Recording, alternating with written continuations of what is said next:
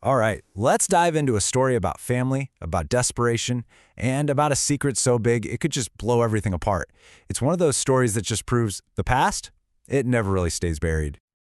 So let me ask you something. What happens when your past comes knocking? I mean, really knocking. You've done something, maybe something you're not proud of, and you think it's long gone. But then, bam, it's right there in front of your face. What do you even do? That's the core question we're digging into here. Okay, so the scene is pretty grim. We're talking about a devastating famine that's just gripping the land of Canaan. There's no food, the ground is dry. For one particular family, this isn't just an inconvenience. It is literally a matter of life or death. So, the father, a man named Jacob, he hears this whisper, a rumor that there's grain down in Egypt. It's a long shot, but what choice does he have? He sends 10 of his sons to go get it. But, and this is key, he keeps his youngest, Benjamin, right there at home. See, Jacob's already lost one son he adored, Joseph, and he is just terrified of history repeating itself. So the brothers make it to Egypt, and they're not just dealing with some low-level clerk. Nope. They are brought before the governor himself, the guy in charge of all the grain, basically the second in command of the entire country. And they do what you'd expect. They bow down, faces in the dirt. They are completely at this man's mercy. And the crazy part? They have absolutely no clue who this powerful governor really is. So you can see the disconnect right here, right? The brothers' goal is super simple. Buy food, survive. That's it. But the governor, what does he want? It's a total mystery. And that, right there, is where things start to get really intense. The brothers are probably expecting a simple transaction. But that is not what happens. The governor speaks to them and his tone is just rough. He looks at these 10 guys, clearly desperate for food, and hits them with this bombshell accusation. You're spies. Just like that. Can you imagine?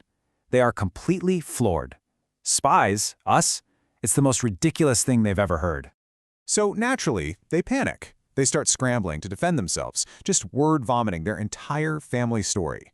No, we're not spies. We're all one man's sons. We're honest men. There were 12 of us, but one is gone, and the youngest is back home with our dad. And here's the kicker, the absolute irony of it all. In their desperation to prove they're telling the truth, they hand-deliver every single piece of information this governor seems to be fishing for. But the governor, he's not buying it. Or at least he's pretending not to. He listens to their whole story and then says, all right, we're going to put your story to the test. And let me tell you, this test is designed to push them right to the breaking point. So here's the deal he lays out. One of you stays here, in prison. The rest of you can take grain home to your starving families. But you have to come back, and you have to bring your youngest brother, Benjamin, with you. I mean, wow, it's their worst nightmare. To free their brother, they have to do the one thing their father would never, ever allow. The governor just zeroed in on their family's biggest vulnerability. And this is when it all clicks for them. Or at least, they think it clicks. Speaking among themselves, probably in their own language, they finally say it out loud. This has to be about our brother. We are so guilty for what we did to Joseph. This random hostile governor, this impossible demand, they believe it's payback. Their past has just slammed right into their present. So they're having this moment of confession, trying to make sense of it all, but they're making a huge mistake, a critical one. They're doing all this talking right in front of the governor, assuming he has no idea what they're saying. Because of course, the governor is Joseph, the very brother they sold into slavery all those years ago. And he understands every single word. Hearing them finally admit their guilt just hits him so hard, he has to leave the room so he can weep without them seeing. It's only after he pulls himself together that he comes back and picks Simeon to be the one held in prison. But then Joseph does something weird, really weird. He tells his staff to fill up their sacks with grain just like they wanted, but he also tells them to secretly put all the money they paid right back into their sacks. You gotta wonder, what's he up to? It's like he's helping them and messing with them at the exact same time. Okay, so they're on the road home, probably feeling a mix of relief and dread. They stop for the night, and one of them just goes to open his sack to feed his donkey. A totally normal, everyday thing to do. But what he finds inside is going to change everything. He looks in, and his blood just runs cold. There's his money. The exact money he used to pay for the grain, just sitting there. He yells for his brothers, and when they see it, their hearts just sink. This is bad. This isn't a lucky break. It feels like they're being framed. Great. Now, on top of being accused spies, they look like thieves. So they finally make it back to Canaan, and they just spill the whole horrible story to their father Jacob. They tell him about this powerful, harsh man in Egypt, how he called them spies, how he's holding Simeon prisoner, and, the worst part, the demand to bring Benjamin back with them. And just when you think it can't get any worse, it does. They start unloading the grain, and as they empty the first sack, boom, there's the money. They empty the second one, same thing. Third one, money.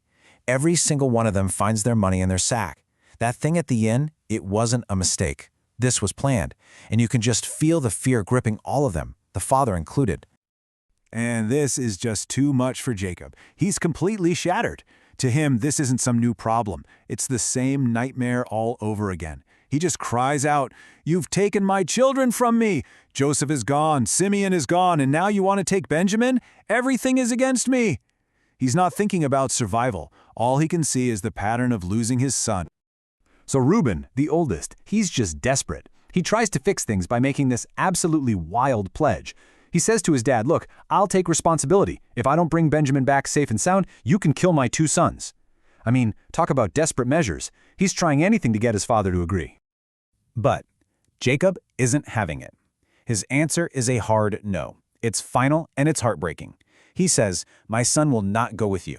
You have to understand, Benjamin is all he has left of his favorite wife, Rachel. He's convinced that if anything happens to Benjamin, the grief will literally kill him. So now they're stuck, completely at a standstill."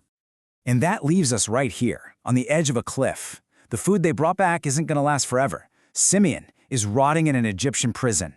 The only way forward, the only way to survive, is to go back with Benjamin.